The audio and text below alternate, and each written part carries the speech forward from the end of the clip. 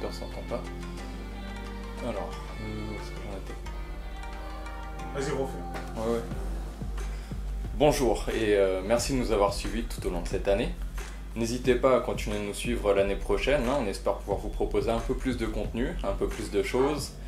Et voilà quoi, bonne année à vous. Salut à tous, tout d'abord j'espère que vous allez bien.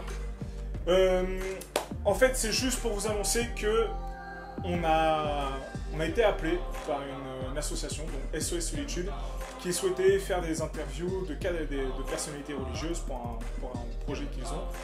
On a profité de ces moments d'interview pour faire aussi de notre côté des petites interviews, avoir les avis sur le monde actuel de ces personnes, comment ils voyaient le Covid, comment ils voyaient les violences, comment ils voyaient le terrorisme et tout ça, comment ils voyaient le monde dans lequel on vit actuellement. Et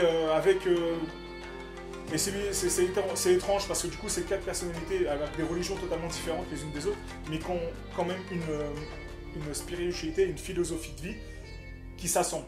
Voilà. Et c'est tout le sujet de ce reportage. Et en fait on a extrait de ces interviews des petits morceaux qu'on va vous passer tout de suite après que j'ai terminé.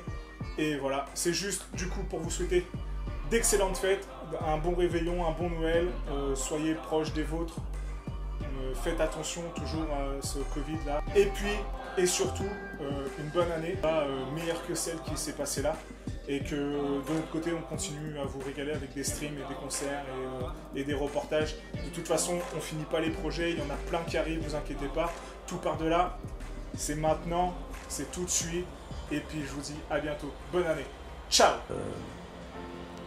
Le grand adage éthique, le grand principe international pour toutes les civilisations, c'est d'une manière ou d'une autre, ne fais pas à autrui ce que tu ne veux pas qu'on te fasse à toi-même. Bon. Et le Christ, il a positivé ça, Jésus a positivé ça, justement, en disant « tu aimeras ton prochain comme toi-même ». Non seulement ne lui fais pas de mal, mais essaye de lui faire ce que tu souhaites que l'autre fasse pour toi.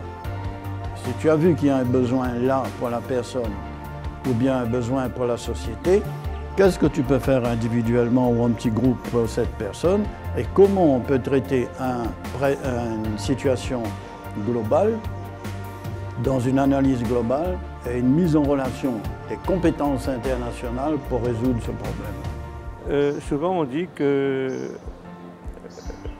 la crise peut être parfois bénéfique. Alors nous croyons que cette crise est une alerte.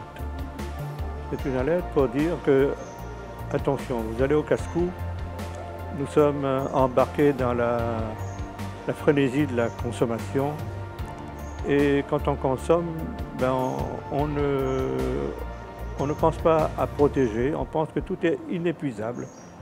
Toutes les sources et les ressources sont inépuisables. Alors la Terre est en train de crier aussi.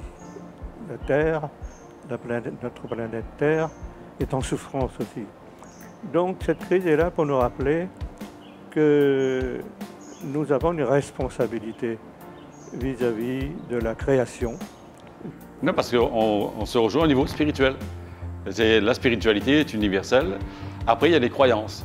Bon, certains croient à Allah, d'autres croient en Jéhovah, d'autres croient en Shiva, ce sont les croyances. Et bien souvent, en restant au niveau des croyances, on peut créer des problèmes parce qu'on croit que notre Dieu est supérieur, donc il faut que ce Dieu-là, pas les autres dieux, etc. Tandis que lorsqu'on s'adresse à l'humanité, lorsqu'on s'adresse à la personne en tant que personne au-delà de ses croyances, ça devient universel. C'est la raison pour laquelle l'imam, l'évêque, le swami ou d'autres spirituels vont avoir le même langage. Le vrai bonheur, ce n'est pas d'avoir beaucoup de richesses mondaines. Le vrai bonheur, c'est d'avoir un cœur propre, c'est d'avoir un cœur pur.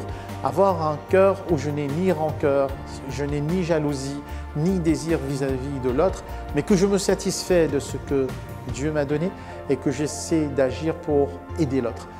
Et à ce moment-là, si chacun d'entre nous sait avoir ce recul et cette volonté pour l'année 2021 qui arrive, je pense qu'on va passer une très belle année.